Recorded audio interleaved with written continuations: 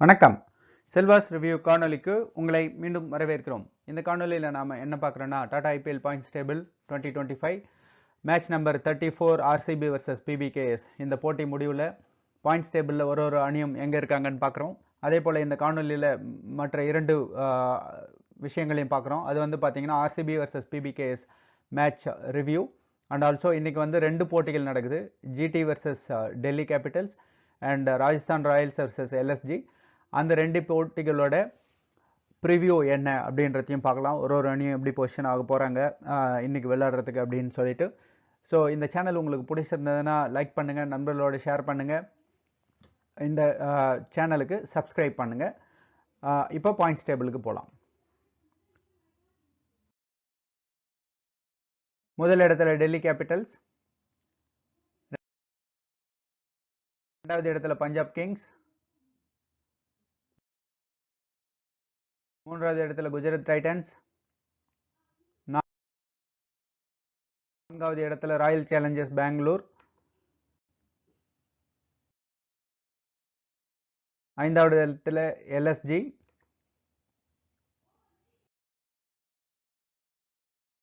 ஆறாவது இடத்துல கேகேஆர்,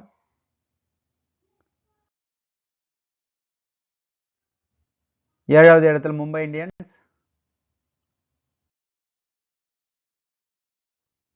எட்டாவது இடத்துல ராஜஸ்தான் ராயல்ஸ், ஒன்பதாவது இடத்துல சன்ரைசர்ஸ் ஹைதராபாத்,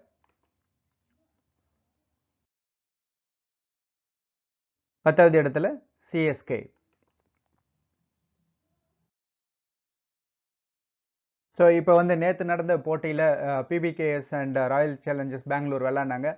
அந்த போட்டியில் வந்து ஒரு அகெயின் ரெஸ்ட்ரிக்டட் மேட்ச். அது வந்து 14 ஓவராக குறைக்கப்பட்டது. அதில் வந்து முதல்ல பேட் பண்ணின ஆர்சிபி வந்து 95 ரன்கள் 9 விக்கெட்டுகள் இழப்பிற்கு எடுத்திருந்தாங்க.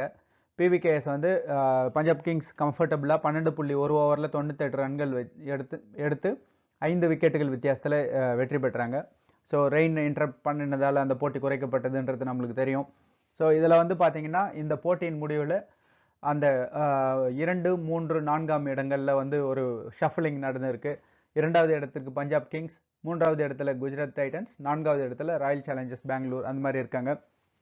இப்போ வந்து முதல் இடத்துல டெல்லி கேபிட்டல்ஸ் 6 போட்டிகள் 5 வெற்றி, இரண்டாவது இடத்துல பஞ்சாப் கிங்ஸ் 7 போட்டிகள் 5 வெற்றி, மூன்றாவது இடத்துல குஜராத் டைட்டன்ஸ் 6 போட்டிகள் 4 வெற்றி, நான்காவது இடத்துல ஆர்சிபி 7 போட்டிகள் 4 வெற்றி, ஐந்தாவது இடத்துல எல்எஸ்ஜி 7 போட்டிகள் 4 வெற்றி, ஆறாவது இடத்துல கேகேஆர் 7 போட்டிகள் 3 வெற்றி 4 தோல்வி, ஏழாவது இடத்துல மும்பை இந்தியன்ஸ் 7 போட்டிகள் 3 வெற்றி 4 தோல்வி, எட்டாவது இடத்துல ராஜஸ்தான் ராயல்ஸ் 7 போட்டிகள் 2 வெற்றி 5 தோல்வி, ஒன்பதாவது இடத்துல சன்ரைசர்ஸ் ஹைதராபாத் 6 போட்டிகள் 2 வெற்றி 4 தோல்வி, பத்தாவது இடத்துல சென்னை சூப்பர் கிங்ஸ் 7 போட்டிகள் 2 வெற்றி 5 தோல்விகள்.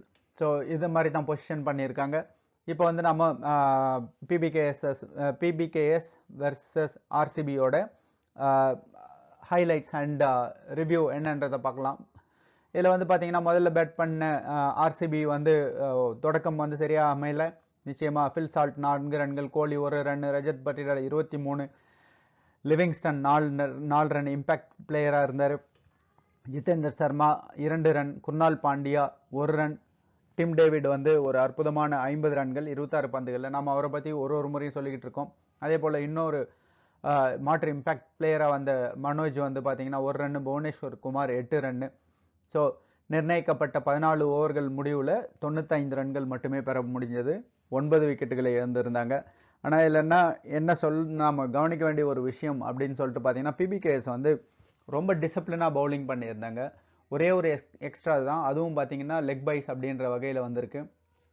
ஸோ பிபிகேஎஸ் தரப்பில் ஹர்ஷ்தீப் சிங் 2 விக்கெட் எடுத்திருந்தார், யான்சன் 2 விக்கெட்டு, சஹால் 2, பிரார் வந்து ஒரு 2 விக்கெட் எடுத்திருந்தார், பிரெலட் வந்து 1 விக்கெட் எடுத்திருந்தார். கன்சிஸ்டண்ட்டாக, அதாவது தொடர்ந்து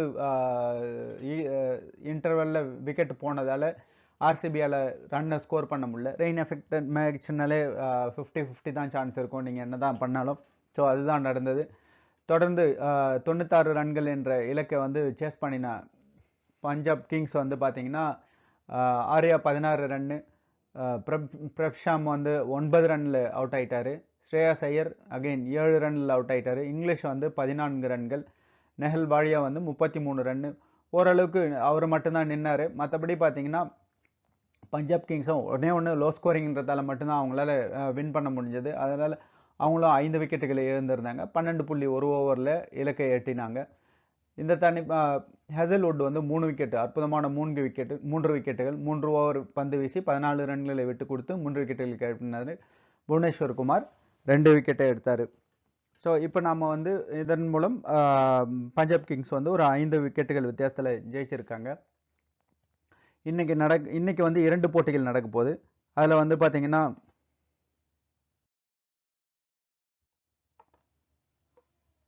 இதில் போட்டி எண் 35 மற்றும் 36. 35வது போட்டியில் குஜராத் டைட்டன்ஸும் டெல்லி கேபிட்டல்ஸும் விளையாடுறாங்க. முதல் மற்றும் 3வது இடங்களில் இருக்கக்கூடிய அணிகள். அடுத்த ஒரு போட்டியில் வந்து பார்த்தீங்கன்னா ராஜஸ்தான் ராயல்ஸும் லக்னோ சூப்பர் ஜெயின்ஸும் விளையாடுறாங்க.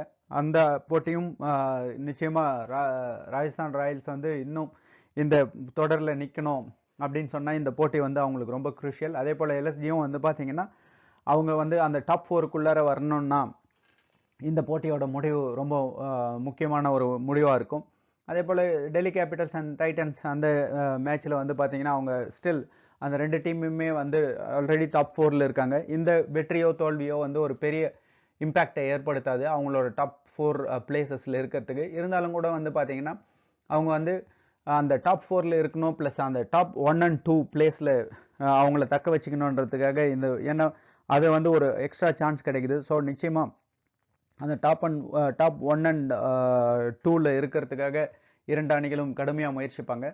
நிச்சயமாக இந்த கிரிக்கெட் ரசிகர்களுக்கு வந்து இந்த ஐபிஎல் தொடரில் ஒரு நல்ல ஒரு காம்படிஷன் இருக்கு. இந்த இந்த இந்த போட்டியில் வந்து வெற்றி பெறக்கூடிய அணிகள் வந்து அவங்களோட நிலைப்பாட புள்ளிப்பட்டியலில் தக்க வச்சுக்குவாங்க அப்படின்னு சொல்லிட்டு பார்க்கலாம். கிரிக்கெட் ரசிகர்களுக்கு வந்து ஒரு நல்ல விருந்து இருக்குது இன்னைக்கு. காணொலி பிடிச்சிருந்தா லைக் பண்ணுங்கள், நண்பர்களோடு ஷேர் பண்ணுங்கள். காணொலி கண்டதற்கு நன்றி. வணக்கம்.